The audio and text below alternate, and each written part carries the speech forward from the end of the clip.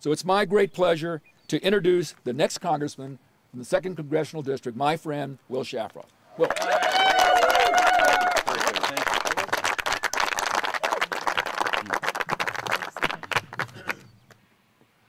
Okay. Good.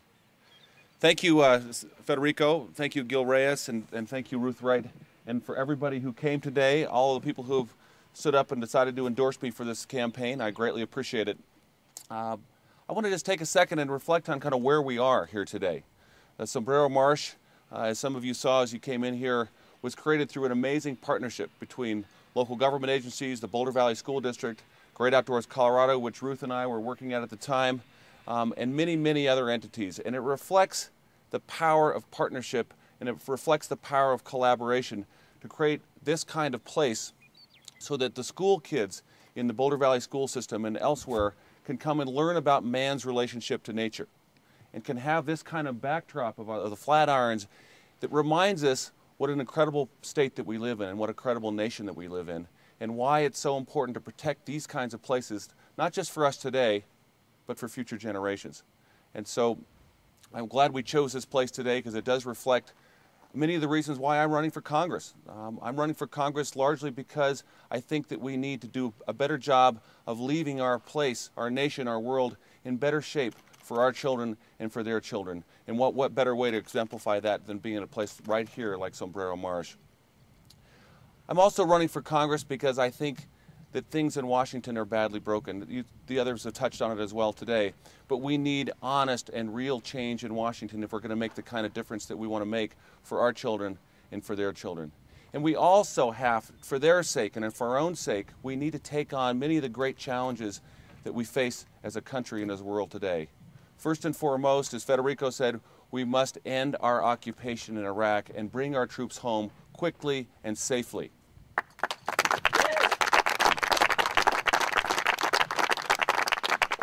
That will enable us to do so many more things, not the least of which is to save our lives and the lives of thousands of Iraqi citizens and troops. We need to bring our troops home.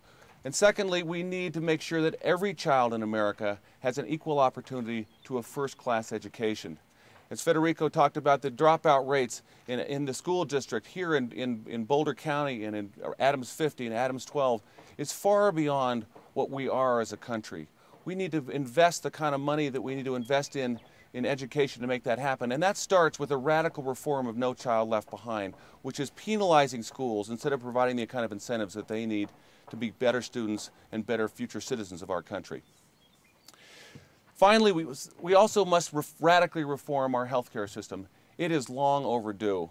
As many of you know, I have taken a pledge in this campaign. If you elect me to Congress, I will refuse to accept the taxpayer-funded health care plan that members of Congress receive until every American has access to affordable, quality health care.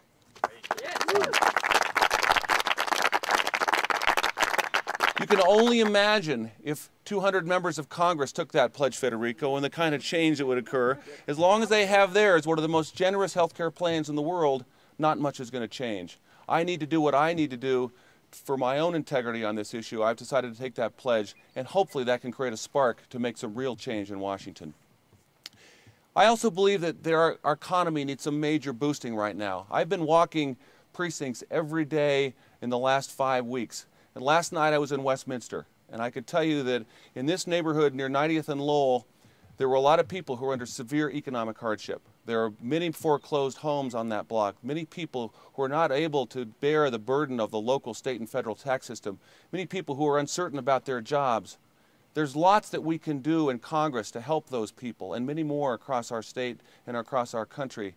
But it starts with the federal government beginning to have a responsible economic policy that's going to give us better paying jobs and more sustainable jobs. I think one of the ways to do that is what Federico referred to, and that is building a new energy economy.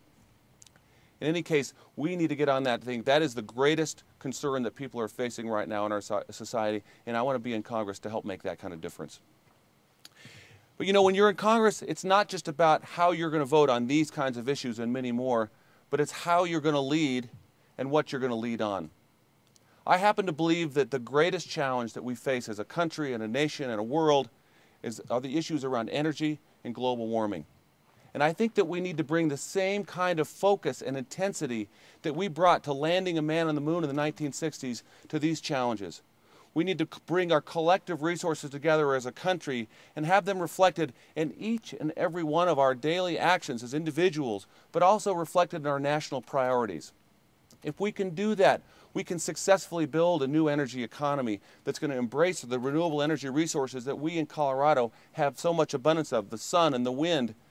We're also beginning to be a leader in the country, looked to by other states. Governor Ritter's exercising great leadership, as are we here, right here in the 2nd District with the labs and with lots of other investment by private companies like ConocoPhillips and Vestas.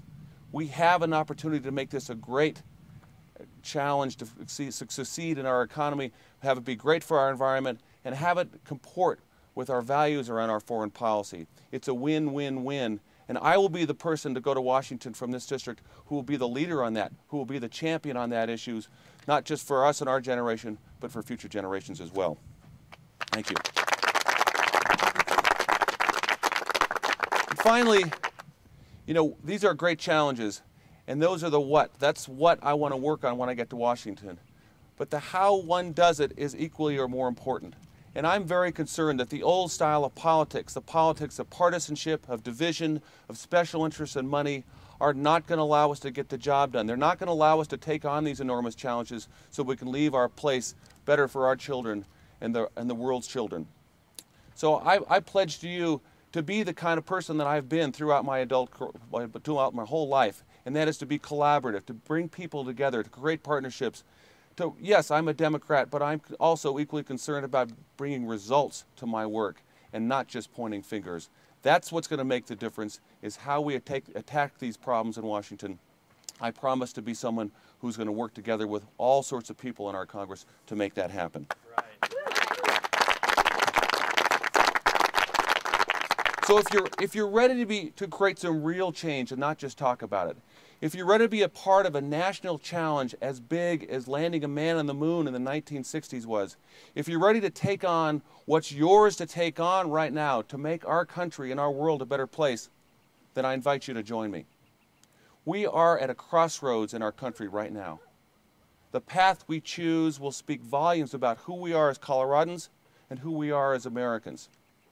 If you were to ask me if I will choose a path for honest and real change, I'll say I will, and together we will. Thank you.